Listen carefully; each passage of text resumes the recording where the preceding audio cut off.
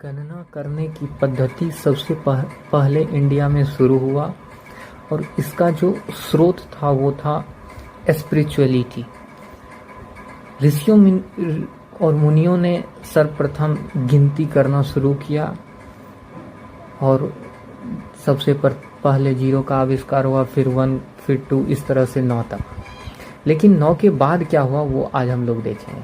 India के बाद गिनती के बारे में अरब के लोगों ने जाना, फिर यूरोप के लोगों ने जाना, फिर पूरी दुनिया को पता चला। नंबर वास्तव में कोई फिजिकल वस्तु नहीं है, मतलब वो पेन, टेबल, चेयर की तरह कोई फिजिकल वस्तु नहीं है।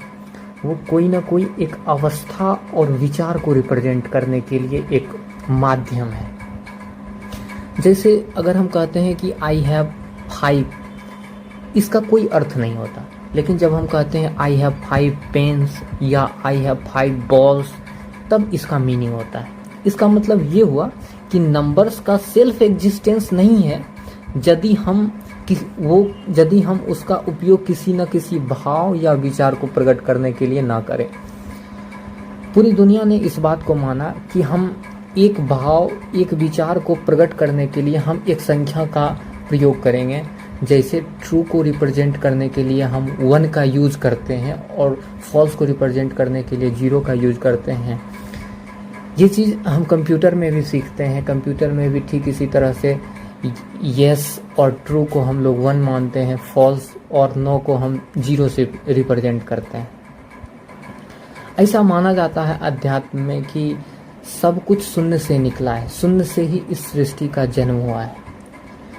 लेकिन मेरा मानना है कि शून्य से पहले भी कुछ था। वो थी बुराइयां, कुरीतियां जो इस धरती पे पहले से मौजूद थी। उसको ख़त्म करने के लिए 0 का आविष्कार हुआ, या हम यूँ कह सकते हैं बुराइयों को ख़त्म करने के लिए भगवान का जन्म हुआ। और उनके जन्म के बाद जो उत्साह हुई उसको हम पॉजिटिव नंबर से रिप्रेजेंट करेंगे, और जो पहले बुराइयां थी 0 आने से पहले, उसको हम नेगेटिव नंबर से रिप्रेजेंट करेंगे। तो जब हम 0 के आगे चलना शुरू किए तो एक्चुअली हम गिनती जब संख्याओं का करना शुरू किए तो 1 हमने बोला, फिर 2 बोला, फिर 3 बोला, इस तरह से 9 तक गए। लेकिन 9 के बाद इसी तरह से अगर हम चलते जाते तो मेरे पास बहुत सारे सिंबल्स हो जाते। जैसे मान लेते हैं अगर 10 को रिप्रेजेंट करने के लिए हम एक सिंबल स्टार यूज करते, तो स्टार से हम 10th को रिप्रेजेंट करते। फिर मान लेते हैं 11th को रिप्रेजेंट करने के लिए एक दूसरा सिंबल ले लेते, 12 को रिप्रेजेंट करने के लिए एक तीसरा सिंबल ले लेते। इस तरह से हम अगर सिंबल लेते जाएं तो इस तरह से सैकड़ों सिंबल हो जाएंगे, जिसको याद करना बहुत ही मुश्किल हो जाएगा। तो इस चीज़ से बचने के लिए हमने एक उपाय ढूंढा कि क्यों ना 9 के बाद हम फिर से रिपीटेशन शुरू कर दें। 9 के बाद फिर वापस से हम 0 और फिर 1, 2 इस तरह से शुरू कर दें। लेकिन इसमें एक दिक्कत है कि ये 0 और उससे पहले के 0 में क्या फ़र्क रह जाएगा। इस 0 को इस 0 से भेद करने के लिए, अलग दिखाने के लिए हमने क्या किया कि 0 के सामने एक 1 लिख दिया। अब उसके पहले लिखें कि 1 उसके बाद लिखें, इसमें भी कॉन्ट्राडिक्शन था।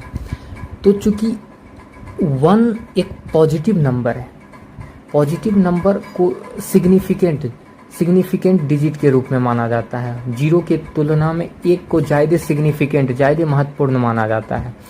इसलिए हम ज़्यादा सिग्निफिकेंट डिजिट को लेफ्ट हैंड साइड लिखते हैं। तो ये पद्धति आगे तक चली, और जिसके कारण हमने क्या किया, 9 के बाद 0 लिखा और 0 के ठीक पहले हमने 1 लिखा। अगर शुरू में ही हम 0 के बाद 1 लिखते तो इसको हम 10 मानते। वो हमारे लिखने के तरीके पे डिपेंड करता है। तो हमने 10 इसको मान लिया। फिर 11 लिखना था तो फिर 0 के बाद वाले डिजिट हमने 1 लिख दिया, और ये 1 तो पहले से था ही। फिर हमने 1 के बाद 2 लिखा। इस तरह से चलते चलते गए और हम 19 तक गए। फिर 19 में 9 के बाद फिर से हमने 0 लिखा और इस 1 को रिप्लेस कर दिया 2 से। ठीक यही बातें हम कंप्यूटर में भी करते हैं। कंप्यूटर में बाइनरी नंबर सिस्टम पर वर्क होता है, जिसमें सिर्फ 2 ही डिजिट होते हैं, 0 और 1। तो फिर 2 को कैसे रिप्रेजेंट, कंप्यूटर 2 को कैसे रिप्रेजेंट करता है? तो 2 को रिप्रेजेंट करने के लिए हम क्या करते हैं, ठीक उसी तरह जैसे 10 को रिप्रेजेंट 9 के बाद कोई सिंबल मेरे पास है नहीं, इसलिए हमने क्या किया, रिपीट करना शुरू कर दिया, 0 लिखा फिर 1 लिखा, 10 इस तरह से। ठीक उसी तरह बाइनरी नंबर सिस्टम में भी 0 1 लिखा, उसके बाद क्या लिखना, 2 के लिए हम क्या लिखें, इसके लिए कोई सिंबल नहीं था, इसलिए हमने क्या कर दिया, रिपीट कर दिया, 0 लिखा फिर 1 लिखा। तो इस तरह से इसमें 10 सिंबल्स थे, इसलिए इसको हम डेसिमल नंबर सिस्टम हमने बोल दिया, और इसमें 2 सिंबल्स सिर्फ थे, इसलिए इसको बाइनरी नंबर सिस्टम बोल दिया। तो इस तरह से हमने नंबर को रिप्रेजेंट करना शुरू किया।